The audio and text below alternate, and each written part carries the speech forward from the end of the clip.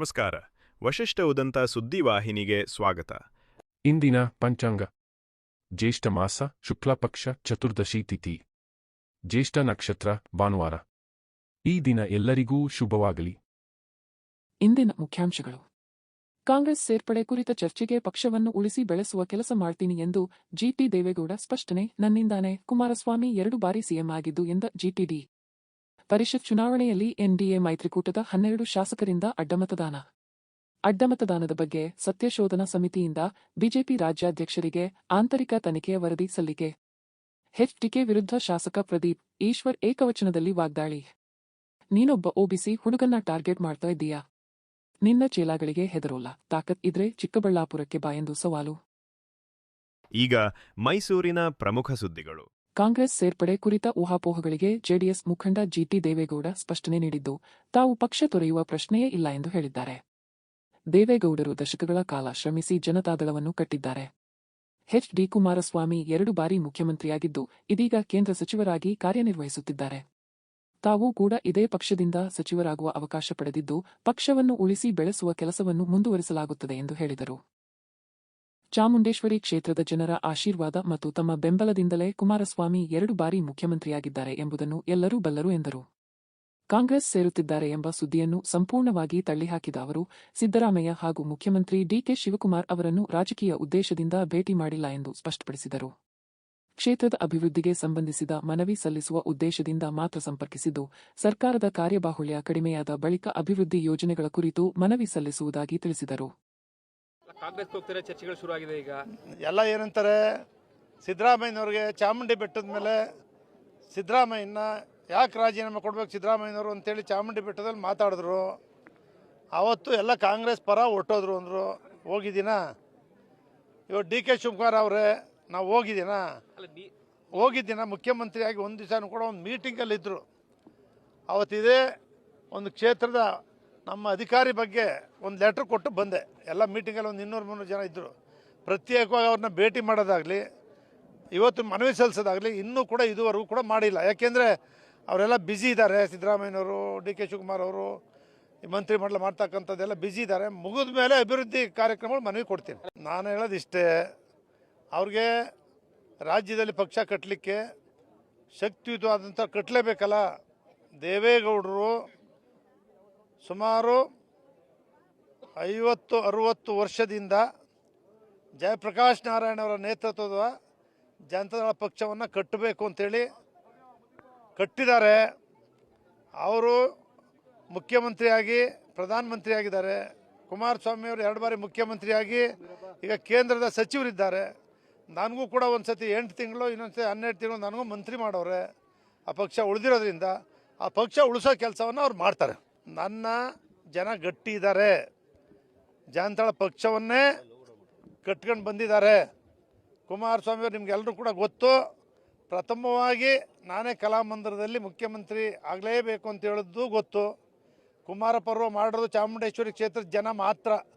ಇನ್ನೊಂದು ಕ್ಷೇತ್ರದಿಂದ ಯಾರೂ ಕೂಡ ಬಂದಿರಲಿಲ್ಲ. ಕುಮಾರ ಪರ್ವನೂ ಮಾಡಿದ್ದಾರೆ. ಚಾಮುಂಡೇಶ್ವರಿ ಆಶೀರ್ವಾದ, ಜನರ ಈ ಚಾಮುಂಡೇಶ್ವರಿ ಕ್ಷೇತ್ರದ ಬೆಂಬಲ, ನನ್ನ ಬೆಂಬಲದಿಂದನೇ ಅವರು 2 ಬಾರಿನೂ ಕೂಡ ಮುಖ್ಯಮಂತ್ರಿ ಆಗಿದ್ದಾರೆ. ಅದು ನಿಮಗೂ ಗೊತ್ತು, ಅವ್ರಿಗೂ ಗೊತ್ತು. ಸಿಎಂ ಸ್ಥಾನದಿಂದ ಕೆಳಗಿಳಿದ ಬಳಿಕ ಮೊದಲ ಬಾರಿಗೆ ತವರು ಜಿಲ್ಲೆ ಮೈಸೂರಿಗೆ ಆಗಮಿಸಿದ ಮಾಜಿ ಮುಖ್ಯಮಂತ್ರಿ ಸಿದ್ದರಾಮಯ್ಯ ಅವರಿಗೆ ಜಿಲ್ಲಾ ಕಾಂಗ್ರೆಸ್ ಕಾರ್ಯಕರ್ತರು ಹಾಗೂ ಅಭಿಮಾನಿಗಳು ಅದ್ದೂರಿ ಸ್ವಾಗತ ಕೋರಿದರು. ನಗರದ ಪ್ರಮುಖ ರಸ್ತೆಗಳಲ್ಲಿ 100 ಕಾರ್ಯಕರ್ತರು ಸೇರಿ ಘೋಷಣೆಗಳನ್ನು ಕೂಗಿ ಸಿದ್ದರಾಮಯ್ಯ ಅವರನ್ನು ಬರಮಾಡಿಕೊಂಡರು. ಅಭಿಮಾನಿಗಳು ಸೇಬಿನ ಹಾರ ಹಾಕಿ ಗೌರವ ಸಲ್ಲಿಸಿದರೆ, ಹಲವು ಮುಖಂಡರು ಪುಷ್ಪಗುಚ್ಛ ನೀಡಿ ಅಭಿನಂದಿಸಿದರು. ಸಿದ್ದರಾಮಯ್ಯ ಆಗಮನದಿಂದ ಕಾರ್ಯಕರ್ತರಲ್ಲಿ ಸಂಭ್ರಮದ ವಾತಾವರಣ ನಿರ್ಮಾಣವಾಗಿದ್ದು, ಅಭಿಮಾನಿಗಳು ಹರ್ಷೋದ್ಗಾರ ಮೊಳಗಿಸಿದರು. ಈಗ ಹಾಸನದ ಪ್ರಮುಖ ಸುದ್ದಿಗಳು. ಹಾಸನ ನಗರದ ಡೈರಿ ಸರ್ಕಲ್ ಸಮೀಪ 2 ಕಾರುಗಳ ನಡುವೆ ಮುಖಾಮುಖಿ ಡಿಕ್ಕಿ ಸಂಭವಿಸಿದ ಘಟನೆ ಭಾನುವಾರ ನಡೆದಿದೆ. ಅಪಘಾತದ ಪರಿಣಾಮ 2 ವಾಹನಗಳಿಗೆ ಹಾನಿಯಾಗಿದ್ದು, ಕೆಲಕಾಲ ಸಂಚಾರದಲ್ಲಿ ಅಸ್ತವ್ಯಸ್ತತೆ ಉಂಟಾಯಿತು. ಘಟನೆಯಲ್ಲಿ ಯಾವುದೇ ಪ್ರಾಣಾಪಾಯ ಸಂಭವಿಸಿಲ್ಲ ಹಾಗೂ ವಾಹನಗಳಲ್ಲಿದ್ದವರು ಸುರಕ್ಷಿತರಾಗಿದ್ದಾರೆ. ಪ್ರಾಥಮಿಕ ಮಾಹಿತಿ ಪ್ರಕಾರ 2 ಕಾರು ಚಾಲಕರ ನಿರ್ಲಕ್ಷ್ಯ ಮತ್ತು ಸಂಚಾರ ನಿಯಮ ಉಲ್ಲಂಘನೆಯೇ ಅಪಘಾತಕ್ಕೆ ಕಾರಣ ಎನ್ನಲಾಗಿದೆ. ಘಟನೆಯಿಂದ ಕೆಲಕಾಲ ವಾಹನ ಸಂಚಾರಕ್ಕೆ ಅಡಚಣೆ ಉಂಟಾಗಿದ್ದು, ಬಳಿಕ ಪರಿಸ್ಥಿತಿ ಸಹಜಗೊಂಡಿತು. ಪ್ರಕರಣ ದಾಖಲಿಸಿಕೊಂಡಿರುವ ಪೊಲೀಸರು ತನಿಖೆ ನಡೆಸುತ್ತಿದ್ದಾರೆ. ಸಿಗ್ನಲ್ ಅಲ್ಲಿ ಸ್ವಲ್ಪ ಮುಂದೆ ಬಂದೆ ಅವರು ಮುಂದೆ ಬಂದರು, ಪಾಸ್ ಹಾಕ್ಬಿಟ್ರು, 2 ಕಾರಿಗೂ ಟಚ್ ಆಗ್ತದೆ. ಯಾವ ಜಾಗ ಇದು? ಇದು ಡೈರಿ ಸರ್ಕಲ್. ಸರ್ಕಲ್ಲು ಆ್ಯಕ್ಚುಲಿ ನಾವು ಡ್ರೈವರ್ಗಳು ಇಬ್ಬರಿಂದಲೂ ಸ್ವಲ್ಪ ತಪ್ಪು ಬಂದಿದೆ ಅಂತ ಅನ್ನಿಸ್ತಾ ಇದೆ. ಇದು ಗೊತ್ತಾಗಲಿಲ್ಲ, ಸಿಗ್ನಲ್ ಕೂಡ ಅಷ್ಟು ಗೊತ್ತಾಗ್ತಾ ಇಲ್ಲ. ಹೀಗಾಗಿ ಹಾಸನದಲ್ಲಿ ನಡೆದ ನಾಡಪ್ರಭು ಕೆಂಪೇಗೌಡ ಜಯಂತಿ ಕಾರ್ಯಕ್ರಮ ಅಪರೂಪದ ಕ್ಷಣಕ್ಕೆ ಸಾಕ್ಷಿಯಾಯಿತು. ಕಾರ್ಯಕ್ರಮದ ವೇದಿಕೆಯಲ್ಲಿ ಜಿಲ್ಲಾ ಪೊಲೀಸ್ ವರಿಷ್ಠಾಧಿಕಾರಿ ಶುಭಾನ್ವಿತಾ ಹಾಗೂ ಜಿಲ್ಲಾ ಪಂಚಾಯಿತಿ ಮುಖ್ಯ ಕಾರ್ಯನಿರ್ವಹಣಾಧಿಕಾರಿ ಶುಭಂ ಶುಕ್ಲಾ ಅವರು ಪರಸ್ಪರ ಸನ್ಮಾನಿಸಿಕೊಂಡು ಎಲ್ಲರ ಗಮನ ಸೆಳೆದರು. ದಂಪತಿಯಾಗಿರುವ ಇಬ್ಬರು ಅಧಿಕಾರಿಗಳು ಸಾರ್ವಜನಿಕ ವೇದಿಕೆಯಲ್ಲಿ ಪರಸ್ಪರ ಗೌರವ ಸೂಚಿಸಿದ ಈ ಅಪರೂಪದ ದೃಶ್ಯಕ್ಕೆ ನೆರೆದಿದ್ದ ಗಣ್ಯರು ಹಾಗೂ ಸಾರ್ವಜನಿಕರು ಚಪ್ಪಾಳೆ ತಟ್ಟಿ ಮೆಚ್ಚುಗೆ ವ್ಯಕ್ತಪಡಿಸಿದರು. ಕಾರ್ಯಕ್ರಮದಲ್ಲಿ ವಿವಿಧ ಗಣ್ಯರು ಭಾಗವಹಿಸಿ ನಾಡಪ್ರಭು ಕೆಂಪೇಗೌಡರ ಆದರ್ಶ, ದೂರದೃಷ್ಟಿ ಮತ್ತು ಸಮಾಜಕ್ಕೆ ನೀಡಿದ ಕೊಡುಗೆಯನ್ನು ಸ್ಮರಿಸಿದರು. ಈಗ ಚಿಕ್ಕಮಗಳೂರಿನ ಪ್ರಮುಖ ಸುದ್ದಿಗಳು. ವಿಧಾನ ಪರಿಷತ್ ಚುನಾವಣೆಯಲ್ಲಿ ನಡೆದ ಅಡ್ಡಮತದಾನದ ಕುರಿತು ಬಿಜೆಪಿ ನೇಮಿಸಿದ್ದ ಸತ್ಯಶೋಧನಾ ಸಮಿತಿ ತನ್ನ ವರದಿಯನ್ನು ರಾಜ್ಯಾಧ್ಯಕ್ಷರಿಗೆ ಸಲ್ಲಿಸಿದೆ. ಸತ್ಯಶೋಧನಾ ಸಮಿತಿ 3 ಸದಸ್ಯರು ಸಿ.ಟಿ. ರವಿ, ಮಹೇಶ್ ತೆಂಗಿನಕಾಯಿ ಹಾಗೂ ಎನ್. ಮಹೇಶ್. ಈ ಕುರಿತು ಮಾತನಾಡಿದ ಸಮಿತಿ ಸದಸ್ಯ ಸಿ.ಟಿ. ರವಿ, ಪರಿಷತ್ ಚುನಾವಣೆಯಲ್ಲಿ ನಡೆದ ಅಡ್ಡಮತದಾನದ ಬಗ್ಗೆ ಆಂತರಿಕ ತನಿಖೆ ನಡೆಸಿ ಸಮಿತಿ ಸದಸ್ಯರ ಸಹಮತದ ಅಂಶಗಳನ್ನು ವರದಿಯಲ್ಲಿ ದಾಖಲಿಸಲಾಗಿದೆ ಎಂದು ತಿಳಿಸಿದರು.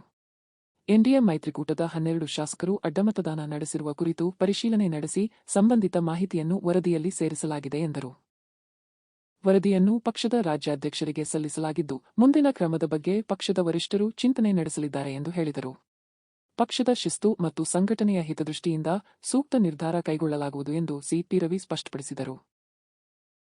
ಅಡ್ಡ ಮತದಾನ ಆಗಿರುವ ಕುರಿತಾಗಿ ಆಂತರಿಕ ಸತ್ಯಶೋಧನೆ ಮಾಡಲಿಕ್ಕೆ ಅಂಥೇಳಿ ನನ್ನನ್ನು ಒಳಗೊಂಡಂತೆ ನಮ್ಮ ಬಿಜೆಪಿಯ ರಾಜ್ಯ ಉಪಾಧ್ಯಕ್ಷರಾದಂಥ ಎನ್. ಮಹೇಶ್ ಅವರು, ಹಿಂದೆ ನಿಕಟಪೂರ್ವ ಪ್ರಧಾನ ಕಾರ್ಯದರ್ಶಿಗಳು, ಈಗ ಶಾಸಕರಾಗಿರ್ತಕ್ಕಂಥ ಮಹೇಶ್ ತೆಂಗಿನಕಾಯಿ ಅವರ 3 ಜನರ ಸಮಿತಿಯನ್ನು ಮಾಡಿದರು. ಅವರಿಗೆ ನಮಗೆ ಹೇಳಿದ್ರು, ಆದಷ್ಟು ಬೇಗ ನೀವು ಆಂತರಿಕವಾಗಿ ತನಿಖೆ ನಡೆಸಿ ವರದಿಯನ್ನು ಕೊಡಿ ಅಂತ ನಮಗೆ ನಿರ್ದೇಶನವನ್ನು ಕೊಟ್ಟಿದ್ದರು. ಅದರಂತೆ ನಾವು ಆಂತರಿಕ ತನಿಖೆಯನ್ನು 4 ದಿನದ ಒಳಗೆ ನಡೆಸಿ 3 ಕುಳಿತು ಪರಸ್ಪರ ಚರ್ಚೆ ಮಾಡಿ 3 ಸಹಮತವಾಗಿರ್ತಕ್ಕಂಥ ಅಂಶಗಳನ್ನಷ್ಟೇ ವರದಿಯಲ್ಲಿ ಉಲ್ಲೇಖ ಮಾಡಿ ನಾವು ವರದಿಯನ್ನು ಇವತ್ತು ರಾಜ್ಯಾಧ್ಯಕ್ಷರಿಗೆ ತಲುಪಿಸೋ ಕೆಲಸ ಮಾಡಿದ್ದೇವೆ. ನಮಗೆ ಅಧ್ಯಕ್ಷರ ನಿರ್ದೇಶನ ಬಂದ ತಕ್ಷಣವೇ ವರ್ಚುವಲ್ ಮೀಟಿಂಗ್ ಮಾಡಿ ಯಾವ್ಯಾವ ಅಂಶಗಳನ್ನು ಗಮನಿಸಬೇಕು ಅಂತ ಹೇಳಿ ಮಾಧ್ಯಮಗಳಲ್ಲಿ ಮತ್ತು ಸಾರ್ವಜನಿಕ ವಲಯಗಳಲ್ಲಿ ಅನುಮಾನಾಸ್ಪದ ಅಂತ ಕಂಡುಬಂದಂಥ ವ್ಯಕ್ತಿಗಳ ಪಟ್ಟಿಯನ್ನು ಮಾಡಿ ಅವ್ರ ಜೊತೆಯಲ್ಲಿ ವೈಯಕ್ತಿಕವಾಗಿ ಸಮಾಲೋಚನೆ ನಡೆಸಿ ಅಭ್ಯರ್ಥಿಗಳ ಜೊತೆಯಲ್ಲಿ ಮಾತುಕತೆ ನಡೆಸಿ ಅವರ ಅಭಿಪ್ರಾಯವನ್ನು ಕೂಡ ಸಂಗ್ರಹಿಸಿ JDS ಪಕ್ಷದ ಮುಖಂಡರುಗಳ ಜೊತೆಯಲ್ಲಿ ಮಾತುಕತೆ ನಡೆಸಿ ಮಾಧ್ಯಮದ ಸ್ನೇಹಿತರ ಹತ್ರ ನಿಮಗಿದ್ದಂಥ ಸೋರ್ಸು ಏನು ಅಂಥೇಳಿ ಅವರ ಹತ್ರ ಮಾಧ್ಯಮದವ್ರ ಹತ್ರನೂ ಮಾಹಿತಿಯನ್ನು ಸಂಗ್ರಹಿಸಿ ನಮ್ಮ ಚೀಫ್ ವಿಪ್ ಹತ್ರನೂ ಕೂಡ ವ್ಯಕ್ತಿಗತವಾಗಿ ಮಾತನಾಡಿ ವಿಪಕ್ಷದ ನಾಯಕರ ಜೊತೆಯಲ್ಲೂ ವ್ಯಕ್ತಿಗತವಾಗಿ ಮಾತನಾಡಿ ಸ್ಥಳೀಯವಾಗಿ ಲಭ್ಯವಾಗಿರ್ತಕ್ಕಂಥ ಮಾಹಿತಿಗಳನ್ನು ಮತ್ತು ಸರ್ಕಮ್ಟೆನ್ಸಸ್ನು ಎವಿಡೆನ್ಸ್ನು ಪರಿಗಣಿಸಿ ನಾವು ವರದಿಯನ್ನು ಸಿದ್ಧ ಮಾಡಿ ರಾಜ್ಯಾಧ್ಯಕ್ಷರಿಗೆ ಕೊಟ್ಟಿದ್ದೇವೆ. ಚಿಕ್ಕಮಗಳೂರಿನ ಪ್ರಸಿದ್ಧ ಪ್ರವಾಸಿ ತಾಣ ಎತ್ತಿನ ಭುಜಕ್ಕೆ ಸಾರ್ವಜನಿಕರಿಗೆ ಪ್ರವೇಶ ನಿರಾಕರಿಸಲಾಗುತ್ತಿದೆ ಎಂದು ಆರೋಪಿಸಿ ಪ್ರವಾಸಿಗರೊಬ್ಬರು ಅರಣ್ಯ ಇಲಾಖೆಯ ವಿರುದ್ಧ ಆಕ್ರೋಶ ವ್ಯಕ್ತಪಡಿಸಿದ್ದಾರೆ. ರಾಜಕಾರಣಿಗಳು ಹಾಗೂ ಶ್ರೀಮಂತ ವ್ಯಕ್ತಿಗಳಿಗೆ ಮಾತ್ರ ಪ್ರವೇಶ ಅವಕಾಶ ನೀಡಲಾಗುತ್ತಿದ್ದು, ಸಾಮಾನ್ಯ ಪ್ರವಾಸಿಗರಿಗೆ ನಿರ್ಬಂಧ ಹೇರಲಾಗುತ್ತಿದೆ ಎಂಬ ಪ್ರಶ್ನೆಯನ್ನು ಅವರು ಎತ್ತಿದ್ದಾರೆ. ಸಾರ್ವಜನಿಕರಿಗೂ ಸಮಾನ ಅವಕಾಶ ಕಲ್ಪಿಸಬೇಕು ಎಂದು ಒತ್ತಾಯಿಸಿರುವ ಪ್ರವಾಸಿಗ, ಆಯ್ದ ವ್ಯಕ್ತಿಗಳಿಗೆ ಮಾತ್ರ ಅನುಮತಿ ನೀಡುವುದು ನ್ಯಾಯಸಮ್ಮತವಲ್ಲ ಎಂದು ಅಸಮಾಧಾನ ವ್ಯಕ್ತಪಡಿಸಿದ್ದಾರೆ.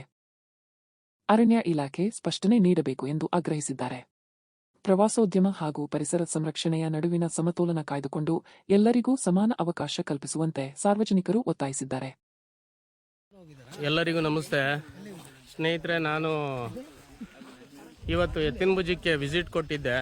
ನಮ್ಮ ಟೂರಿಸ್ಟ್ ಅವ್ರನ್ನ ಕರ್ಕೊಬಂದಿದ್ದೆ. ಆವಾಗ ಈ ಎತ್ತಿನಭುಜದ್ದು ಏನು ಸಮಸ್ಯೆ ಅಂದರೆ, ಇಲ್ಲಿ ಗೌರ್ಮೆಂಟ್ ಕೆಲಸದವ್ರು ಮಾತ್ರ ಹೋಗ್ತಾರೆ, ಅವ್ರ ಫ್ಯಾಮಿಲಿ. ಇಲ್ಲಿ ನೋಡಿ, ಅವ್ರ ಗಾಡಿಗಳು. ಒಂದು ಇನೋವಾ ಗಾಡಿ, ಇನ್ನೊಂದು ಫಾರ್ಚುನರು. ಅದ್ರ ಜೊತೆಗೆ ಅವರಿಗೆ ಸೆಕ್ಯೂರಿಟಿ ಕೊಡೋಕ್ಕೆ ಫಾರೆಸ್ಟ್ ಗೌರ್ಮೆಂಟ್ ಜೀಪ್ ಒಂದು. ಸ್ನೇಹಿತರೆ, ಈಗ ನಾನು ಕೇಳೋದಿಷ್ಟೇ, ಜನಸಾಮಾನ್ಯರಿಗೆ ಬಿಡಲ್ಲ ಅಂದಮೇಲೆ ಇವರು ದೊಡ್ಡ ಶ್ರೀಮಂತರಿಗೆ ಬಿಡೋದು. ಆಮೇಲೆ ಅವ್ರ ಹತ್ರ ಗೊತ್ತಿಲ್ಲ ನಮಗೆ, ದುಡ್ಡು ತಗೊಳ್ತಾರೆ ಏನು ಮಾಡ್ತಾರೆ ಅಂತ ಗೊತ್ತಿಲ್ಲ. ಇದು ನೋಡಿ, ಇದು ಚಿಕ್ಕಮಂಗ್ಳೂರು ಜೀಪು, ಫಾರೆಸ್ಟ್ ಜೀಪು. ಇದು ಇವ್ರ ಗಾಡಿ. ಇವರುಗಳು ಹೋಗ್ತಾರೆ, ಜನಸಾಮಾನ್ಯರಿಗೆ ಬಿಡಲ್ಲ. ನೋಡಿ, ಇಷ್ಟೊಂದು ಜನ ಬಂದಿದ್ದೀವಿ ನಾವು ಇವತ್ತು.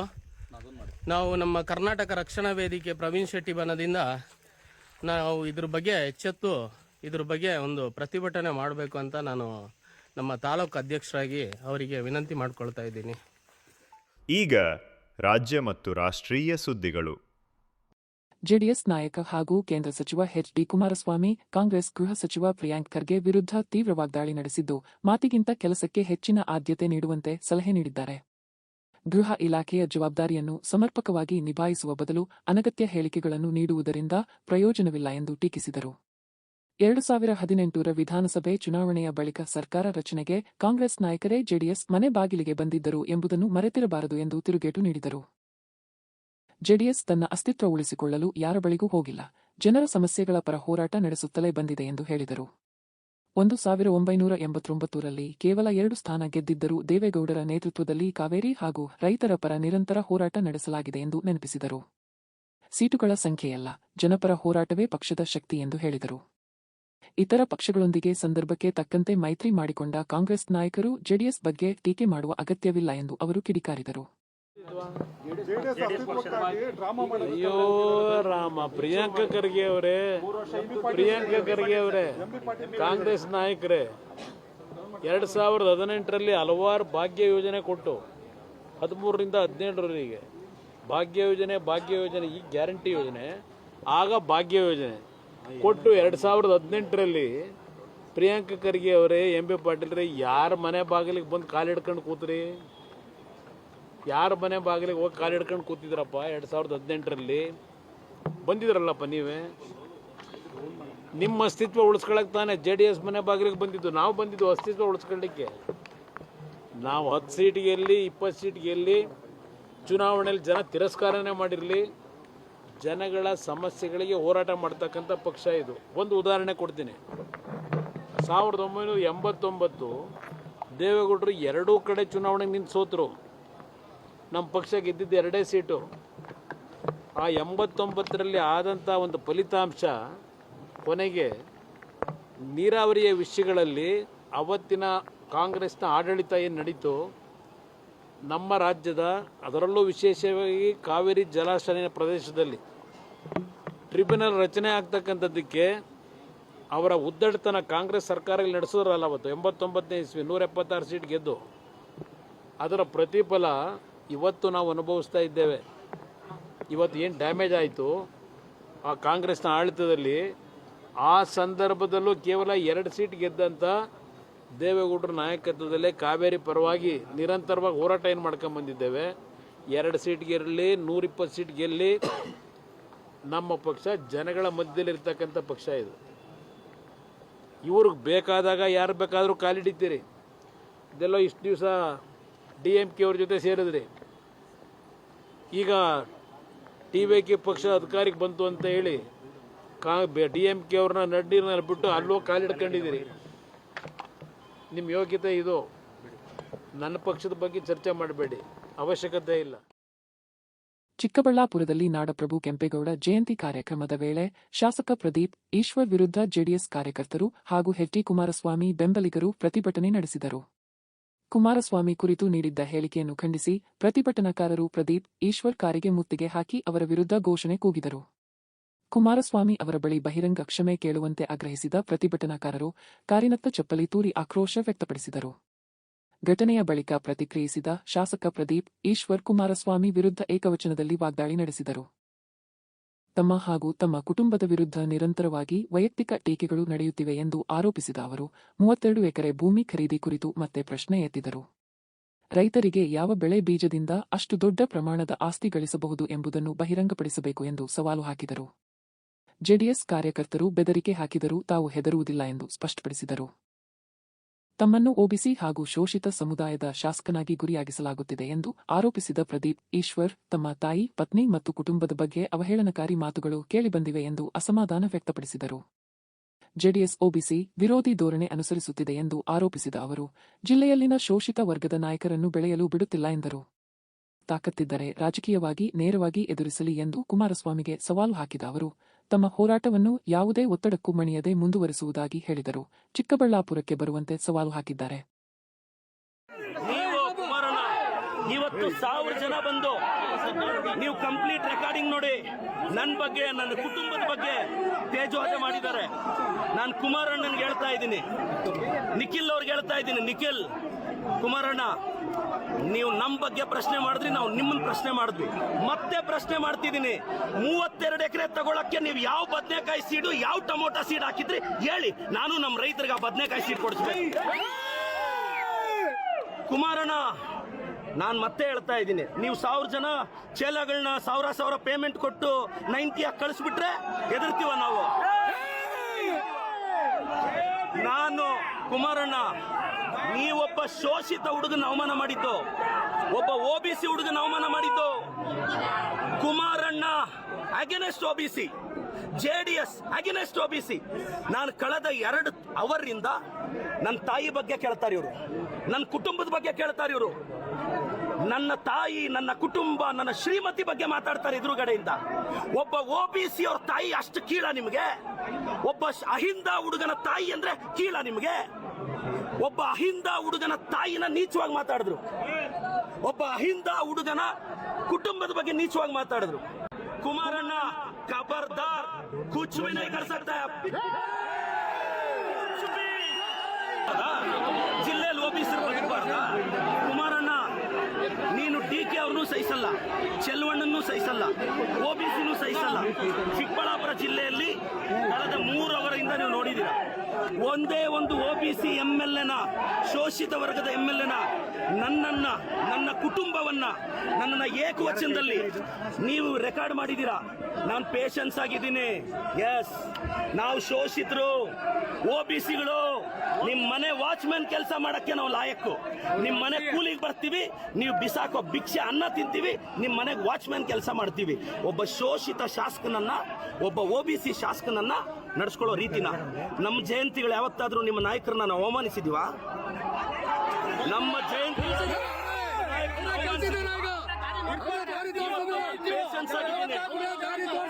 ಹೇಳ್ತೀನಿ, ಕುಮಾರಣ್ಣ, ನೀನೊಬ್ಬ ಒಬಿಸಿ ಹುಡುಗನ್ ಟಾರ್ಗೆಟ್ ಮಾಡಿ ಇವತ್ತು ಸ್ಟೇಟ್ ಇಂದ ಜೆಡಿಎಸ್ ಕಾರ್ಯಕರ್ತರು ಬಂದಿದ್ದಾರೆ. ರೇ, ನಾನು ಒಕ್ಕಲಿಗರ ನಾಯಕ DK ಶಿವಕುಮಾರ್ ಪರವಾಗಿ ನಿಂತಿರೋದು. ಇವ್ರಿಗೆ ಒಕ್ಕಲಿಗರು ಬೆಳಿಬಾರ್ದು, ಬೇರೆಯವನು ಬೆಳಿಬಾರ್ದು.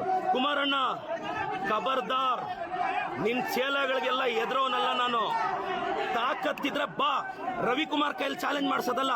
ನಿನಗೆ ತಾಕತ್ತಿದ್ರೆ ನೀನ್ ಬಂದು ನಿಂತ್ಕೋಬೇಕು. ಮತ್ತೊಮ್ಮೆ ಮುಖ್ಯಾಂಶಗಳು. ಕಾಂಗ್ರೆಸ್ ಸೇರ್ಪಡೆ ಕುರಿತ ಚರ್ಚೆಗೆ ಪಕ್ಷವನ್ನು ಉಳಿಸಿ ಬೆಳೆಸುವ ಕೆಲಸ ಮಾಡ್ತೀನಿ ಎಂದು ಜಿಟಿ ದೇವೇಗೌಡ ಸ್ಪಷ್ಟನೆ. ನನ್ನಿಂದಾನೆ ಕುಮಾರಸ್ವಾಮಿ 2 ಬಾರಿ ಸಿಎಂ ಆಗಿದ್ದು ಎಂದ ಜಿಟಿಡಿ. ಪರಿಷತ್ ಚುನಾವಣೆಯಲ್ಲಿ ಎನ್ಡಿಎ ಮೈತ್ರಿಕೂಟದ 12 ಶಾಸಕರಿಂದ ಅಡ್ಡಮತದಾನದ ಬಗ್ಗೆ ಸತ್ಯಶೋಧನಾ ಸಮಿತಿಯಿಂದ ಬಿಜೆಪಿ ರಾಜ್ಯಾಧ್ಯಕ್ಷರಿಗೆ ಆಂತರಿಕ ತನಿಖೆಯ ವರದಿ ಸಲ್ಲಿಕೆ. HDK ವಿರುದ್ಧ ಶಾಸಕ ಪ್ರದೀಪ್ ಈಶ್ವರ್ ಏಕವಚನದಲ್ಲಿ ವಾಗ್ದಾಳಿ. ನೀನೊಬ್ಬ ಒಬಿಸಿ ಹುಡುಗನ್ನ ಟಾರ್ಗೆಟ್ ಮಾಡ್ತಾ ಇದ್ದೀಯಾ? ನಿನ್ನ ಚೇಲಾಗಳಿಗೆ ಹೆದರೋಲ್ಲ, ತಾಕತ್ ಇದ್ರೆ ಚಿಕ್ಕಬಳ್ಳಾಪುರಕ್ಕೆ ಬಾ ಎಂದು ಸವಾಲು. ಇಲ್ಲಿಗೆ ಇಂದಿನ ವಾರ್ತಾ ಪ್ರಸಾರ ಮುಕ್ತಾಯವಾಯಿತು. ಧನ್ಯವಾದಗಳು. ಈ ದಿನ ಎಲ್ಲರಿಗೂ ಶುಭವಾಗಲಿ.